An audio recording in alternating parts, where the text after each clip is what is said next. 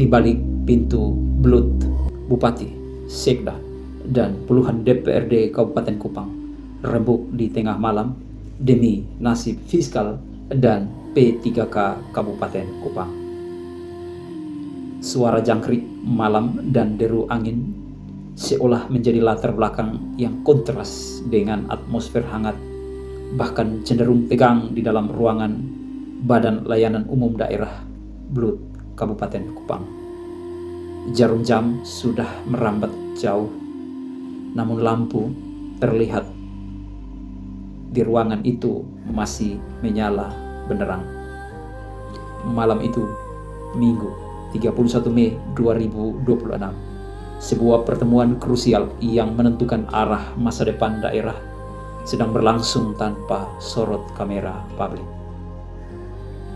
Puluhan anggota DPRD Kabupaten Kupang duduk melingkar bersama Bupati Kupang, Sekda. Pemandangan malam itu menyeratkan satu hal: ada hal darurat yang tak bisa menunggu hingga fajar tiba. Menariknya, kursi wakil Bupati Kupang tampak kosong malam itu. Agenda utama yang membedah ketenangan malam tersebut adalah kondisi fiskal Kabupaten Kupang yang sedang tidak baik-baik saja. Ruang fiskal yang sempit telah membatasi ruang pergerakan pemerintah daerah dalam mengeksekusi program-program strategis, terutama yang menyentuh langsung dengan masyarakat yang ada di pelosok-pelosok yang tentunya mendambakan perubahan menuju generasi emas Kabupaten Kupang.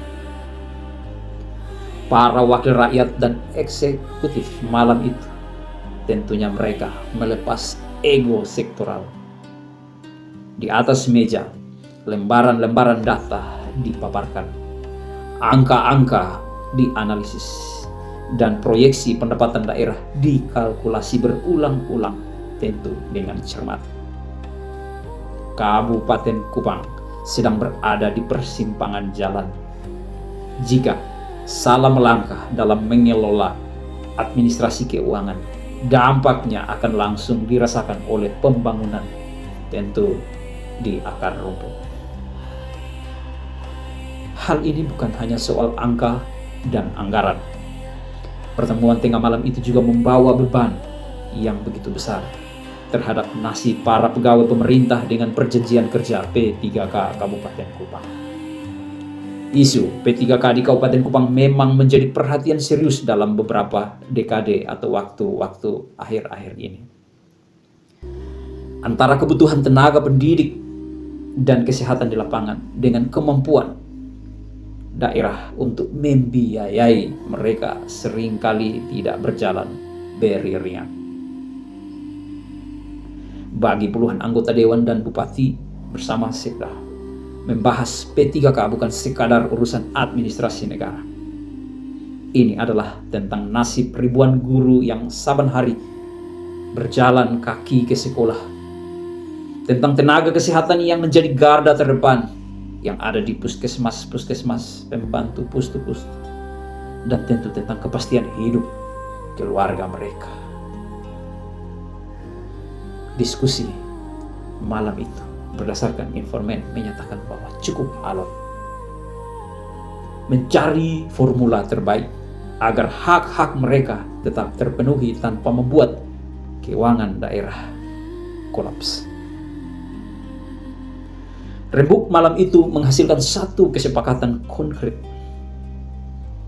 Sadar bahwa kemampuan daerah sangat terbatas untuk menyelesaikan badai fiskal ini sendirian, mata mereka kini tertuju pada pemerintah pusat. Pekan depan, sebuah tim dari pemerintah dan juga dari DPRD Kabupaten Kupang akan membawa misi besar dan dijadwalkan akan kembali terbang ke pusat Jakarta. Perjalanan yang nantinya mereka jalan bukanlah pelesiran,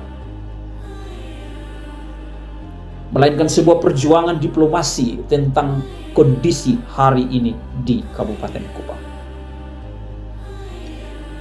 Mereka telah berkolaborasi akan membawa seluruh potret nyata data fiskal, dan aspirasi tenaga P3K Kabupaten Kupang langsung ke meja pimpinan di pusat. Akhirnya pertemuan di Gedung Blut malam itu bubar karena telah berada di pukul dini hari. Langkah kaki para pejabat itu keluar ruangan membawa secercah harapan baru, dan tentunya mereka akan ke Jakarta untuk menjadi pelabuhan berikutnya bagi perjuangan, dengan harapan pemerintah pusat mau membuka mata, mau mengulurkan tangan demi keselamatan dan demi kesejahteraan para abdi negara di Kabupaten Kupang dan masyarakat yang ada di Kabupaten Kupang. Demikian editorial kedua di bulan Juni tahun 2026 bersama dengan saya Yupiter Luinati, Media Suara Harapan.